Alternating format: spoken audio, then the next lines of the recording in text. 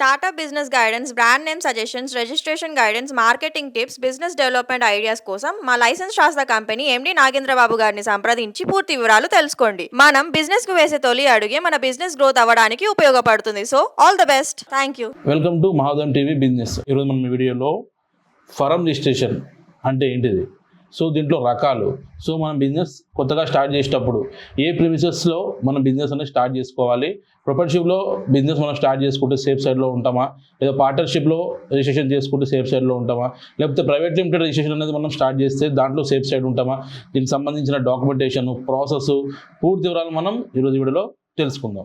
ముఖ్యంగా వచ్చేసి ప్రొపరేటర్షిప్లో బిజినెస్ చేసేవాళ్ళు సింగిల్ ప్రొపరేటర్ ఉంటారు కాబట్టి సొంత ఇన్వెస్ట్మెంట్ తోటి తను ఒక ఆధార్ కార్డు, తన బిజినెస్ ప్రూఫ్, అడ్రస్, లొకేషన్ రెంట్కి తీసుకొని లేదా ఓన్ ప్రిమిసెస్లో కూడా వాళ్ళు బిజినెస్ అనేది స్టార్ట్ చేసుకోవచ్చు. మనం ఒకవేళ రెంట్ తీసుకుంటే ఆ రెంట్ సంబంధించిన రెంటల్ అగ్రిమెంటు, నెక్స్ట్ వచ్చేసి ఒకవేళ ఓన్ ప్రిమిస్ అనుకోండి అఫిడవిట్ దీన్ని యాడ్ చేసి ఆ లొకేషన్లో మనం బిజినెస్ ప్రూఫ్ రిజిస్ట్రేషన్ చేయడం జరుగుతుంది.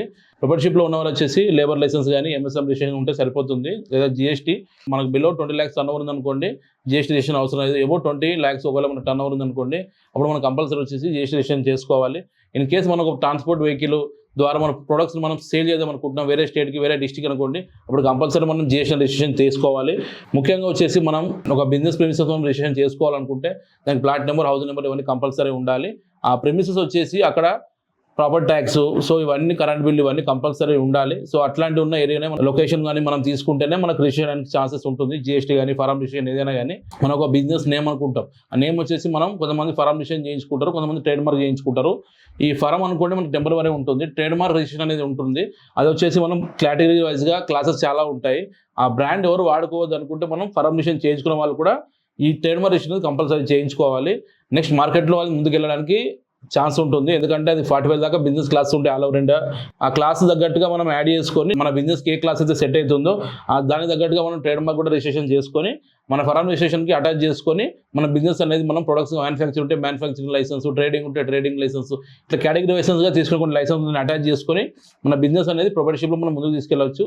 నెక్స్ట్ ప్రొపరేటర్షిప్ కాకుండా ఒకవేళ పార్ట్నర్షిప్లో మనం బిజినెస్ స్టార్ట్ చేసేటప్పుడు మన క్యాపిటల్ వచ్చేసి 50-50 రేషియోగా, లేకపోతే 60-40, లేకపోతే 90-10, లేకపోతే సొంత వాళ్ళని మనం పార్ట్నర్లా పెట్టుకుంటామా లేదా బయట వాళ్ళని తీసుకుంటామా, సో దీని తగ్గట్టుగా మనం ఒక పార్ట్నర్షిప్ డీడ్ అని ప్రిపేర్ చేసుకొని ఎవరైతే సిగ్నేచర్లు చేస్తే చెక్ అనేది పాస్ అవుతుంది.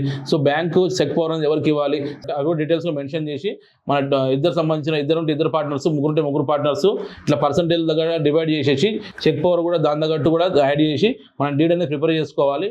ఈ డీడ్ని మనం రిజిస్టర్ ఆఫీస్లో రిజిస్ట్రేషన్ చేసుకోవాలి. రిజిస్ట్రేషన్ చేసుకున్న తర్వాత మనకు అది వ్యాలిడ్ పర్మనెంట్ ఉంటుంది. సో దీని పరంగా మనం కరెంట్ అకౌంట్ ఓపెన్ చేసుకోవచ్చు. సో ఇది పరం రిజిస్ట్రేషన్ అయిపోయిన తర్వాత మళ్ళీ ఒకవేళ మన ప్రోడక్ట్ బేస్డ్గా, అంటే ఇది వచ్చేసి మన బిజినెస్ బేస్డ్ ఫరం రిజిస్ట్రేషన్ అయిపోయింది. నెక్స్ట్ ప్రోడక్ట్ బేస్డ్ అంటే ఒకవేళ మన ఫుడ్ ప్రొడక్ట్స్ ఉంటే ఫుడ్ లైసెన్స్, ఇట్లా మెడికల్ ప్రొడక్ట్స్ ఉంటే డ్రగ్ లైసెన్స్, ఇట్లా మ్యాన్ పవర్ సర్వీస్ ఉంటే లేబర్ లైసెన్స్, ఇట్లా కేటగిరీ లైసెన్స్లు ఉంటాయి. ఇట్లా ఫారం పార్ట్నర్షిప్ అయిన తర్వాత మిగతా లైసెన్స్ తీసుకోవాలి. ఈ ఫరం రిజిస్ట్రేషన్ వచ్చి మనం ఎప్పుడైతే మనం స్టేట్ లెవెల్లో బిజినెస్ చేస్తామో అప్పటి వరకు మనకు సెట్ అవుతుంది. సో ఇన్ కేసు మనం ఆల్ ఓవర్ ఇండియా బిజినెస్ చేసుకోవాలనుకుంటే ఇప్పుడు మనం ప్రైవేట్ లిమిటెడ్ రిజిస్ట్రేషన్ చేసుకోవడం జరుగుతుంది. మన ఫరం రిజిస్ట్రేషన్ వచ్చి మంచిగా పోర్టల్ మనకు రిజిస్టర్ అవ్వడం జరుగుతుంది. సో అదే ఫరం తోటి మనం ఆల్ ఓవర్ ఇండియా బిజినెస్ అనేది చేసుకోవచ్చు. మనం ఒక చోట ప్రైవేట్ లిమిటెడ్ రిజిస్ట్రేషన్ మనం చేసుకున్న తర్వాత ఇంకో చోట్ల మళ్ళీ ప్రైవేట్ లిమిటెడ్ రిజిస్ట్రేషన్ చేసుకోవసరం లేదు. అక్కడ లోకల్ సంబంధించిన మున్సిపల్ కానీ, లేబర్ కానీ, ట్రేడ్ లైసెన్స్ కానీ తీసుకుంటే సరిపోతుంది. జిఎస్టీ అనేది ఎలా ఉంటుందంటే ఆ స్టేట్ తగ్గట్టు అక్కడ జిఎస్టీ సపరేట్ ఇస్తారు, ఈ స్టేట్ తగ్గట్టు జిఎస్టీ సపరేట్ ఇస్తారు. మనకు B2B అనేది మనకు క్లెయిమ్ కావాలంటే సేమ్ జిఎస్టీ అనేది కంపల్సరీ ఉండాలి. సో అక్కడ జిఎస్టీతో ఇక్కడ జిఎస్టీ మనం క్లెయిమ్ చేసుకోవాలంటే కుదరదు. ఈ ప్రొపరేటర్షిప్లో కానీ పార్ట్నర్షిప్లో కానీ మనం ఏ పేరు పెట్టుకుంటే ఆ పేరు మనకు రిజిస్ట్రేషన్ అయిపోతుంది.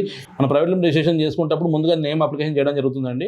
ఆ నేమ్ వచ్చేసి సిమిలర్ కానీ మ్యాచింగ్ కానీ ఎవరికి సిమిలర్గా ఉండకూడదు, ఎందుకంటే ఇది all over India private limited registration అండి. అది ఏదైతే ఆ నేమ్ సిమిలర్గా కానీ రిజిస్ట్రేషన్ వచ్చిందనుకో నేమ్ మనకు అలౌట్ కాదు.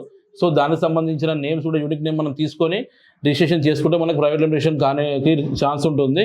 సో ఆఫ్టర్ నేమ్ అప్రూవల్ తర్వాత AOA, MOA, directors, DSC, DIN numbers, so company pan card attach చేసేసి మనకు ప్రైవేట్ లిమిటెడ్ రిజిస్ట్రేషన్ అనేది చేయడం జరుగుతుంది. సో ఇది మనం ప్రైవేట్ లిమిటెడ్ నుంచి కంపల్సరీ ఇద్దరు ఉండాలి. ఓపీసీలో అయితేనేమో ఒక పర్సెంట్ సరిపోతుంది. నార్మల్ ప్రైవేట్ లిమిటెడ్ రిజిస్ట్రేషన్ వచ్చేసి ఇద్దరు కంపల్సరీ ఉండాలి. ప్రైవేట్ లిమిటెడ్తో పాటు OPC అని వచ్చింది అనుకోండి, అంటే 1% కంపెనీ అనమాట. ప్రైవేట్ లిమిటెడ్ అని వచ్చింది అనుకోండి కంపెనీ పేరు తర్వాత అది ఇద్దరు కానీ ముగ్గురు వ్యక్తులతో ఫామ్ అయిన ప్రైవేట్ లిమిటెడ్ రిజిస్ట్రేషన్ కంపెనీ. మనం ఓపీసీ తీసుకున్నాం అనుకోండి, దాని తర్వాత మనం పార్ట్నర్ యాడ్ చేయడానికి ఛాన్సెస్ ఉండదు. ఒకవేళ మనం ప్రైవేట్ లిమిటెడ్ ఓపీసీ కాకుండా ఇద్దరు వ్యక్తులతో కలిపి తీసుకున్న ప్రైవేట్ లిమిటెడ్ వచ్చేసి మనం వేరే వ్యక్తులని పార్ట్నర్గా యాడ్ చేసుకోవచ్చు లేదా రిమూవ్ చేసుకోవచ్చు.